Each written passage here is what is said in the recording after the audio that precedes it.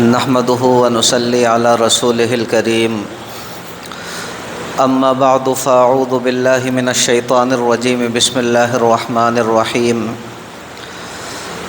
إن أول بيت وضع للناس للذي ببكة مباركا وهدى للعالمين فيه آيات بينات مقام إبراهيم ومن دخله كان آمنا وَلِلَّهِ عَلَى النَّاسِ حِجُّ الْبَيْتِ مَنِ اسْتَطَاعَ إِلَيْهِ سَبِيلًا آمنت بالله صدق الله مولانا العظيم وصدق رسوله النبي الكريم ونحن على ذلك من الشاهدين والشاكرين والحمد لله رب العالمين۔ میرے محترم بزرگوں، بھائیوں اور دوستوں، حج بیت اللہ سے متعلق بیان کا سلسلہ چل رہا ہے۔ آج بھی دیکھیں اسی عنوان سے متعلق میں اپنے اکابر سے سیکھی گئیں مزید باتیں آپ کی خدمت میں رکھوں گا۔ بس آپ اللہ رب العزت سے دعا فرما دیں کہ صحیح صحیح باتیں میری زبان سے کہلوا دے اور ہم سبھی کے لیے ان باتوں کو کارآمد اور نفع بخش بنا دے۔ دیکھیں، جب اللہ رب العزت نے اس کائنات کو، اس دنیا کو بنایا تو ابتدا میں ہر جگہ پانی ہی پانی تھا۔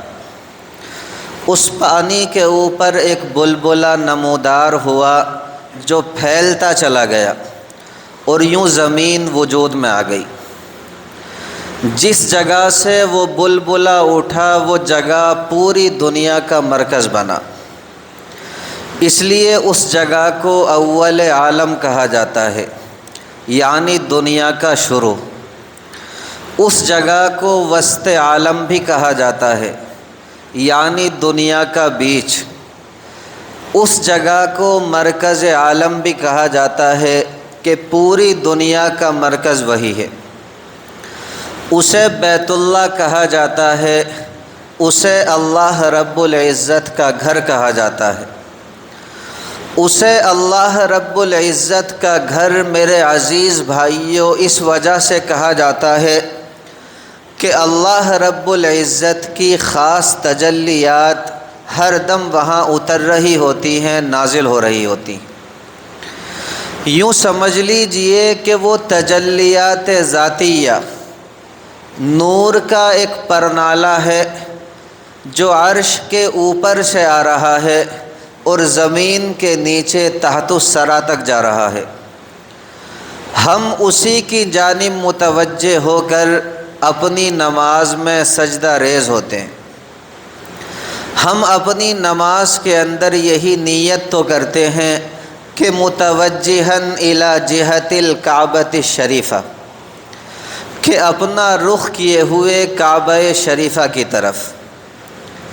لہٰذا یاد رکھیں، کوئی بندہ کرۂ ہوائی کے اندر ہوائی جہاز میں سفر کر رہا ہو، یا کوئی خلاباز خلا کے اندر ہو، یا ہمارا کوئی بھائی سمندر کے اندر کئی کلومیٹر نیچے چلا جائے اور وہاں نماز پڑھنا چاہے تو میرے پیارے بھائیوں وہاں بھی نماز پڑھ سکتا ہے۔ ضروری نہیں کہ وہ کعبہ، وہ کوٹھا اس کے سامنے ہی ہو، بلکہ اگر سمت صحیح ہوگی تو یوں سمجھ لیجئے کہ نماز ہو جائے گی۔ اللہ رب العزت نے بڑی مہربانی فرمائی کہ ہم سبھی کے لیے سمت کا تعین فرما دیا، ورنہ یاد رکھیں اگر سمت کے تعین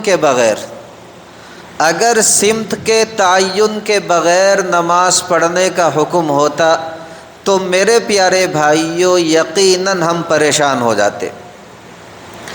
ہمارا کوئی بھائی مشرق کی طرف رخ کر کے کھڑا ہوتا، ہمارا کوئی بھائی مغرب کی طرف رخ کر کے کھڑا ہوتا، اس طرح نماز میں نہ تو مرکزیت رہتی، اس طرح نماز میں نہ یکجہتی رہتی، اور نہ ہی ہماری طبیعتوں کو پوری طرح سکون نصیب ہوتا۔ ایک اور بات یاد رکھیں، جتنی توجہ کے ساتھ سنیں گے انشاءاللہ ثم انشاءاللہ بات کا سمجھنا اتنا ہی آسان ہو جائے گا۔ دیکھیں، اگر بیت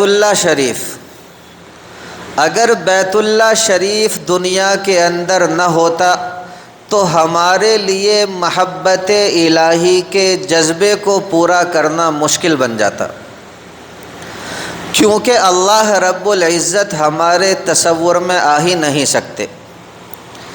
اور یہ قاعدہ ہے، اصول ہے، آپ بھی جانتے ہیں کہ جب کسی سے محبت ہوتی ہے، اگر وہ محبوب نظر نہیں آتا تو پھر ہم اس محبوب کی نشانیوں کو دیکھ کر کے سکون حاصل کرتے ہیں۔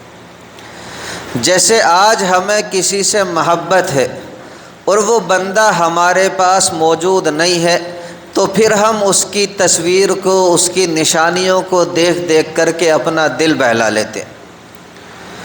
تو یوں سمجھیں کہ اللہ رب العزت نے عنایت فرمائی، مہربانی فرمائی کہ اللہ رب العزت نے دنیا کے اندر بیت اللہ شریف کو اپنی نسبت عطا فرما کر یہ فرما دیا کہ یہ بیت اللہ میرا گھر ہے۔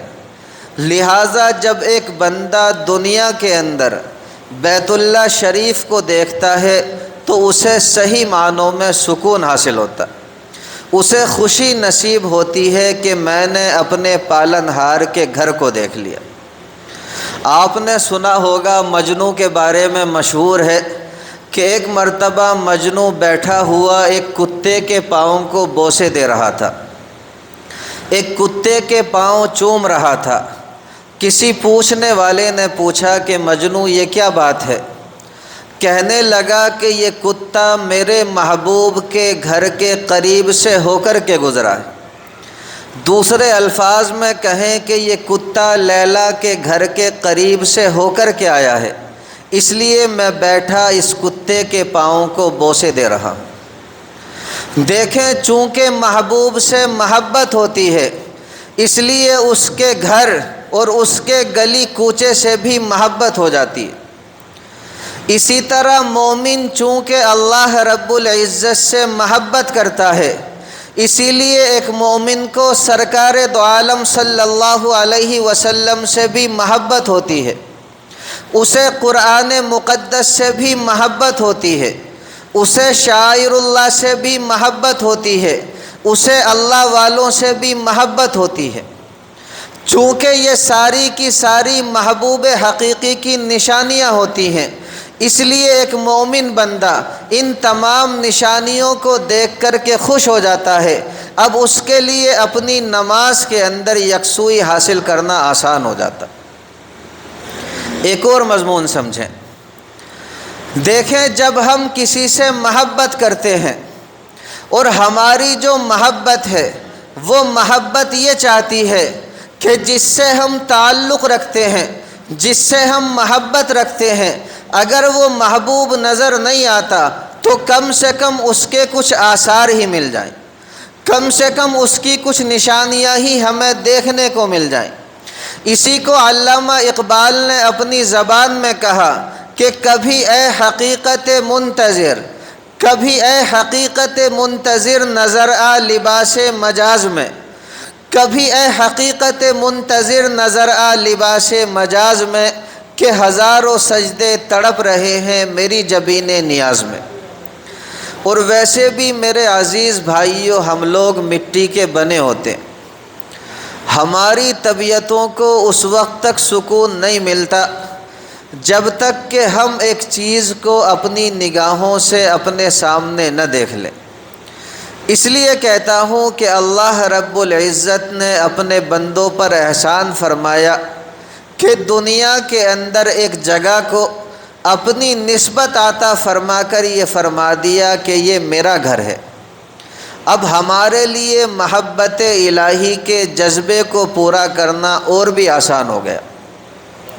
یہی وجہ ہے کہ جب ہم لوگ نماز پڑھتے ہیں اور جب ہم اپنی نماز میں کعبہ شریف کی جانب متوجہ ہوتے ہیں، جب ہم اپنی نماز میں بیت اللہ شریف کی جانب متوجہ ہوتے ہیں تو ہمیں حقیقت میں ایسا محسوس ہوتا ہے جیسے ہم اپنے پروردگار کے سامنے، اپنے پالنہار کے سامنے، اپنے رب کریم کے سامنے موجود ہوں۔ اللہ رب العزت ہر مومن کو یہ حقیقت سمجھنے کی توفیق مرحمت فرما دے۔ اسی طرح دیکھیں میرے عزیز بھائیوں، علماء کرام نے لکھا ہے، توجہ سے سننے والی بات ہے۔ علماء کرام فرماتے ہیں کہ چند چیزیں ایسی ہیں جن سے انسان کا دل نہیں بھرتا۔ مثال کے طور پر دیکھیں، آسمان کی طرف دیکھنا۔ ہم روزانہ آسمان کی طرف دیکھتے ہیں، وہی بادل، وہی سورج، وہی چاند ستارے، وہی نیلا رنگ، لیکن اس کے دیکھنے کے اندر ایسی جاذبیت ہوتی ہے، ایسی کشش ہوتی ہے کہ ہر روز میرے پیارے بھائیوں ایک نیا مزہ پاتے۔ آپ کو کبھی بھی کوئی بندہ ایسا نہیں ملے گا جو یہ کہے کہ جی مولانا میں آسمان کی طرف دیکھ دیکھ کر کے تنگ آ چکا، بلکہ دیکھیں ہر بندہ جھلمل کرتے ستاروں کے دل فریب منظر کو دیکھ کر اللہ رب العزت کی تعریف کرنے پر مجبور ہو جاتا۔ اسی طرح علماء کرام نے لکھا ہے کہ پانی کا پینا، پانی کے پینے سے بھی انسان کا دل کبھی نہیں بھرتا۔ آپ ایک 100 سال کے بوڑھے سے پوچھیں کہ ابا جان آپ کو پیاس لگتی ہے، وہ بھی کہیں گے کہ جی۔ آپ کسی نوجوان سے پوچھیں کہ بھائی جان آپ کو پیاس لگتی ہے، وہ بھی کہے گا کہ ہاں۔ آپ ایک چھوٹے سے بچے سے پوچھیں کہ بیٹا آپ کو پیاس لگتی ہے، وہ بھی کہے گا کہ ہاں۔ آپ کو کبھی بھی کوئی بندہ ایسا نہیں ملے گا جو یہ کہے کہ میں پانی پی پی کر کے تنگ آ چکا، اب میرا دل بھر گیا، اب میں کبھی بھی پانی نہیں پیوں گا۔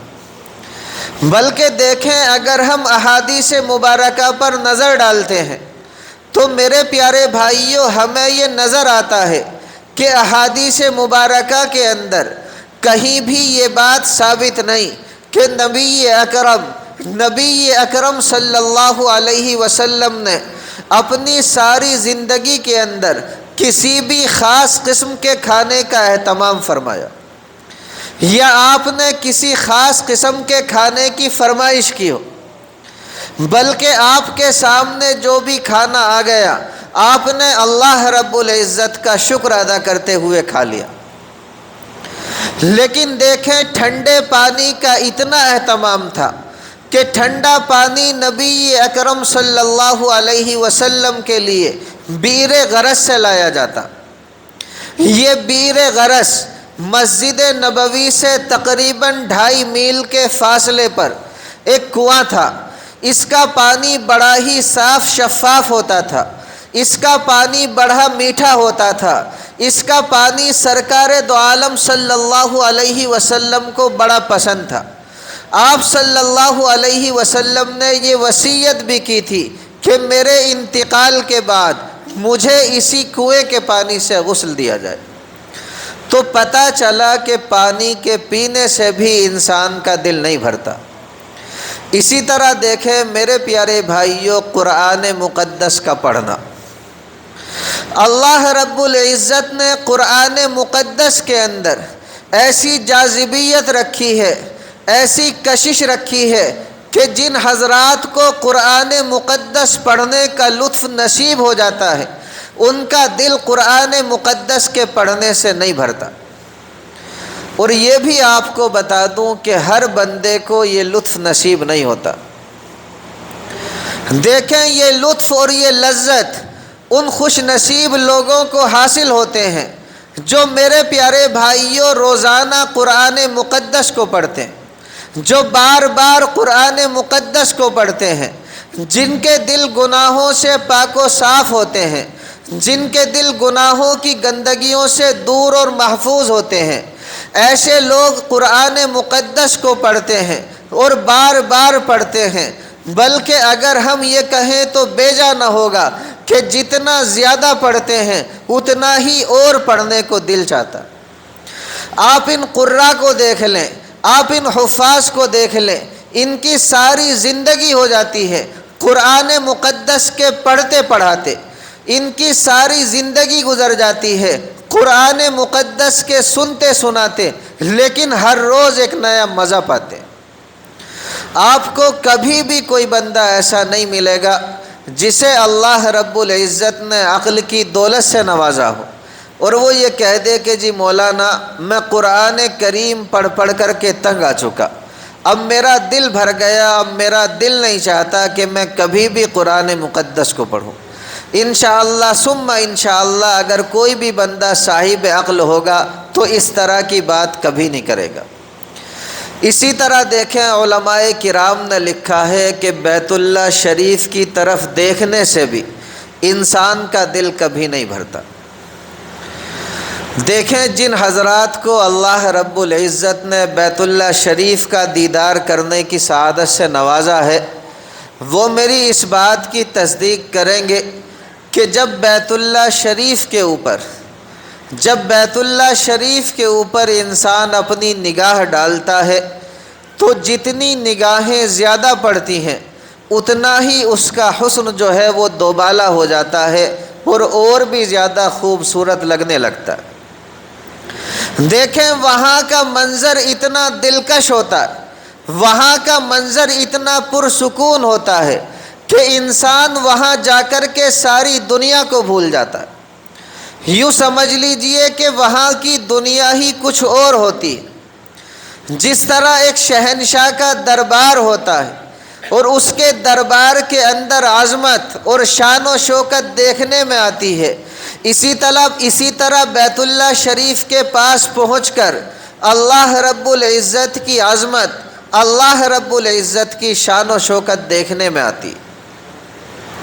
آپ جتنے یہاں بیٹھے ہیں آپ سبھی نے اس دنیا کے اندر لوہے کا ایک مقناطیس دیکھا ہوگا